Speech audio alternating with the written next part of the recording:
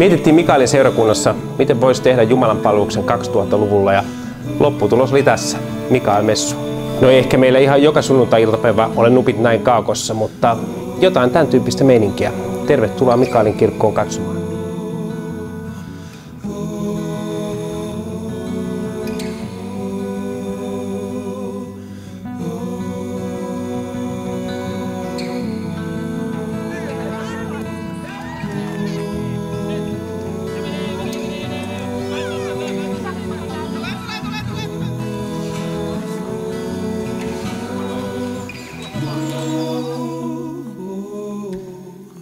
Meillä on 3 arvoa, joita me halutaan Mikael-messuyhteisössä toteuttaa.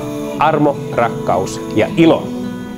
Tämä yhteisö on ottanut tosi armollisesti vastaan tällaisen ex-narkkarin ja ex-rikollisen. Ja on Jeesuksen tavoin armollisesti kannustanut eteenpäin mun virheistä huolimatta.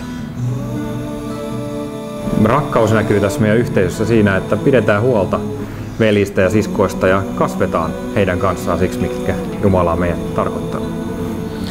Mä oon kokenut rakkautta tosi paljon, saanut hyviä ystäviä täältä ja sit just se välittäminen aina kun tullaan vaikka Mikael-messuun, niin moni ihminen kysyy, että mitä teille kuuluu ja voidaanko rukoilla teidän puolesta ja siis se on käsin kosketeltavaa se rakkaus.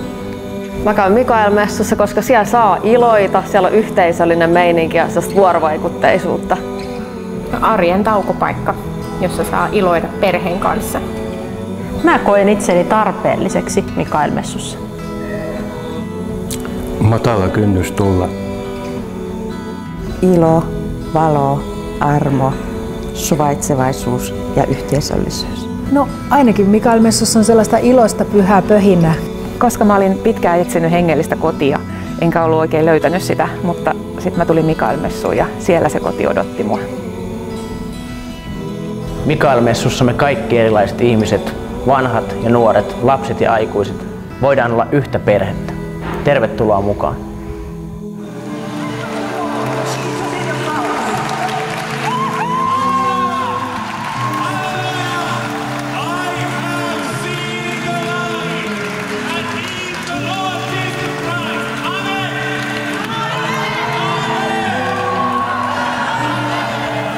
Ja on hyvä bändi ja hyvä musiikki, usein kivat virret, joita ihan oikeasti ilo laulaa. Ja ehkä no jotain ylistysmusiikkiakin sitten enemmän kuin virsiä. Tosi hyvä meininki lisää tällaista. Mun mielestä kaivattaisiin seurakuntiin.